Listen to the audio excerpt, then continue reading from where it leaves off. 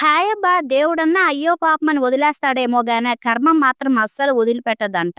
అసలు ఈ కర్మ సిద్ధాంతం ఎలా పనిచేస్తుందో చెప్తాను. ఎప్పుడో నా చిన్నప్పుడు మా జేనాన్న చెప్పినాడు ఈ కర్మ సిద్ధాంతాన్ని. మీరు నేను చెప్పిందంతా ఇన్నాక ఓ సింతేనా అనుకుంటారేమో, కానీ బాగా ఆలోచిస్తే నిజమే గదా అనిపిస్తది. మా జేనాన్న ఒక రైతు గాబట్టే ఆయన వృత్తి ప్రకారం ఏం చెప్పాడంటే, మన కళ్ళు చెట్టు మీదున్న పండును చూసే మనసులో ఆశ పుడతది. మన కళ్ళు పండును కొయ్యలేదు గదా! అందుకనే పండును కోయడానికి కాళ్ళెళ్తాయి చెట్టు దగ్గరికి. కానీ కాళ్ళేమో పండును కొయ్యలేవు గదా! కాబట్టే చేతులు పండును కోసింది. చేతులేమో పండుని తినలేవు. కాబట్టే నోరు తినేసింది. ఇప్పుడు పండు కడుపులోకి ఎళ్ళిపుడ్చింది. ఇప్పుడు చూడండేమే ఎవరు చూసారో వాళ్ళు చెట్టు దగ్గరికెళ్ళలేదు. ఎవరు ఎళ్లారో వాళ్ళు పండును కొయ్యలేదు.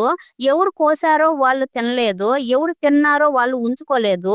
ఎందుకంటే అది కడుపులోకి ఎళ్ళిపుడ్చింది గాబట్టి. మరిప్పుడు ఎప్పుడైతే తోటమాలి చూసాడో అప్పుడు దెబ్బలు వీపు మీద పడ్డాయి. పాపం వీపు తప్పేమీ లేదు. కానీ ఎప్పుడైతే దెబ్బలు వీపు మీద పడ్డాయో అప్పుడు కళ్ళు నుండి నీళ్లొచ్చినాయి.